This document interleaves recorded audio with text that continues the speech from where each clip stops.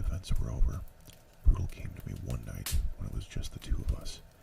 E block temporarily empty, and all the other guards temporarily reassigned. Percy had gone on the Briar Ridge. "Come here," Brutal said in a funny, squeezed voice that made me look around him sharply. "Just come out of a cold and sleety night, and I've been brushing off the shoulders of my coat prior to hanging it up." "Is something wrong?" I said. "No."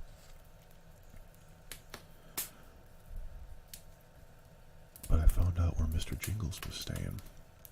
When he first came, I mean before Lacroix took him over. Do you want to see?" Of course I did. I followed him down the Green Mile to the restraint room.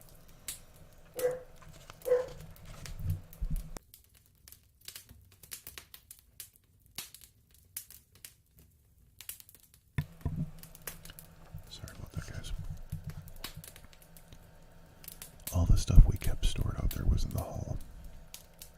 Brutal had apparently taken advantage of the lull in customer traffic to do some cleaning up. The door was open, and I saw our mop bucket inside. The floor, the same sick lime green shade the Green Mile itself, was drying in streaks. Staying in the middle of that floor was a stepladder, the one that usually kept in the storage room, but was also happened to serve as the final stop for the stage condemned. There was a shelf jutting out the back of the ladder near the top, and the sort of thing a workman would hold out of his toolkit, or a painter. The bucket he was working out of, there was a flashlight on it. Brutal handed it to me. "Get on up here. You're shorter than me, so you'll have to go pretty near all the way, but I'll hold your legs." "I'm ticklish down there," I said, starting up, "especially my knees." "I'll mind that." "Good," I said, because a broken hip's too high a price to pay for the discovery of origins of a single mouse. "Huh?" "Never mind." My helmet was held up cage-like by the center of the ceiling by them, and I could feel the ladder wiggling under a little under my weight.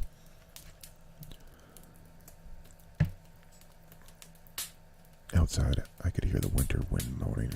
"Just hold on to me." "I got you. Don't worry." I gripped my calves firmly, and I went up for one more step. Now the top of my head was less than a foot from the ceiling, and I could see the cobwebs of a few enterprising spiders had spun in the crotches of the roof beams came together. I shone the light round. Didn't see anything worth the risk of being up there. "No," Brutal said. "You're looking too far away, Paul. Look to your left where those two beams come together. You see them? One's a little discolored." "I see." "Shine the light on the joint." I did, and saw what I wanted to see almost right away. The beams had been pegged together with dowels, half a dozen of them, and one was gone, leaving a black circular hole the size of a quarter. I looked at it, and then looked doubtfully back over my shoulder at Brutal.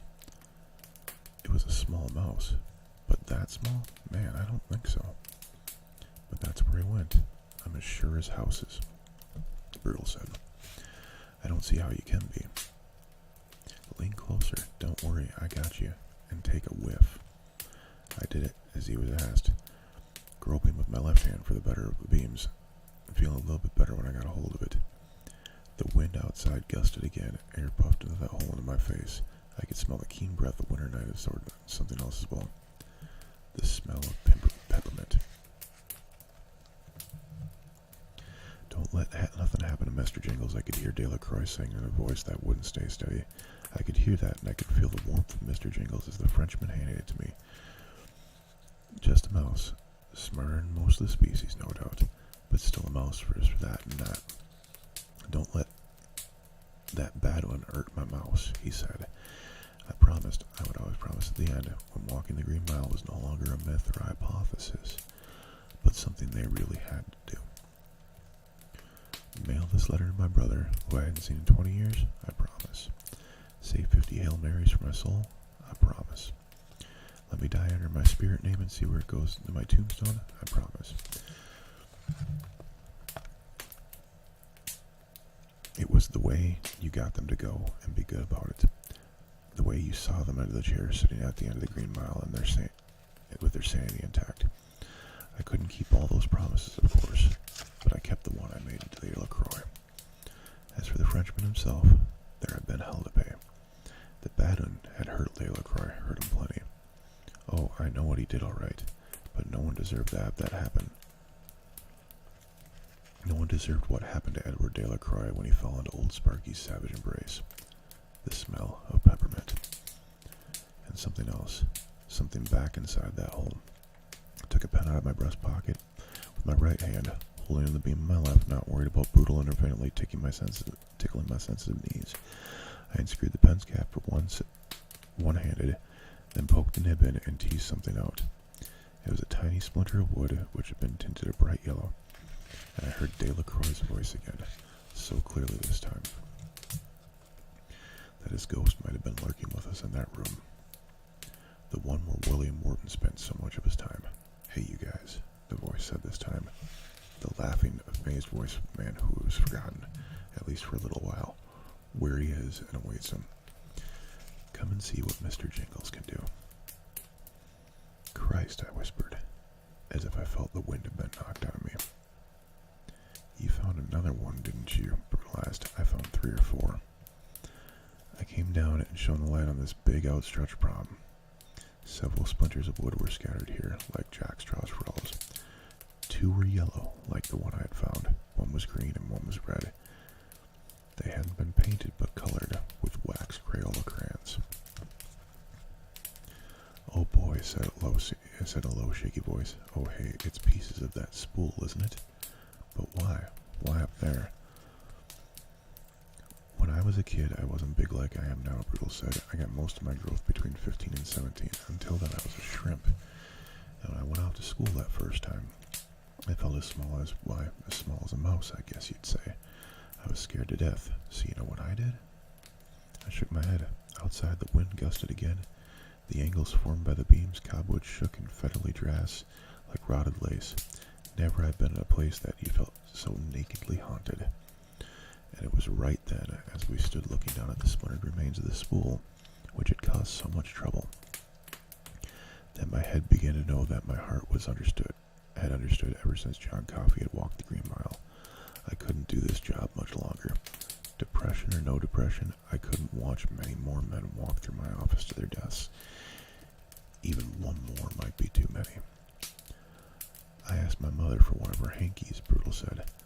So when I felt weepy and small, I could sneak it out, smell her perfume, and not feel so bad.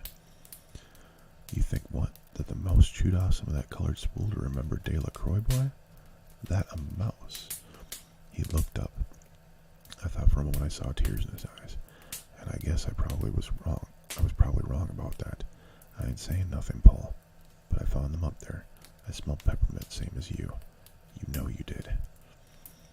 I can't do this no more. I won't do this no more. Seeing one more man put in that chair is just about to kill me. I'm gonna put in for a transfer to boys correctional on Monday. If I get it before the next one, that's fine. If I don't, I'll resign and go back to farming. What did you ever farm besides rocks? It doesn't matter. I know it doesn't. I think I'll put him with you. He looked at me close, making sure I wasn't just having some sport with him, then nodded. As it settled thing, the wind gusted again, strong enough this time to make the beams creak and settle, and we looked around uneasily at the padded walls. I think for a moment we could hear William Wharton, not Billy the Kid, not him, he had been wild Bill to us from the first day on the block, screaming and laughing, telling us we were going to be damn glad to get rid of him, telling us we would never forget him. About those things he was right. As for Brutal, I agreed on that night in the restraint room. It turned out just the same way. It was almost as if we'd taken a solemn oath on those tiny bits of colored wood. Neither of us ever took part in another execution. John Coffey was the last.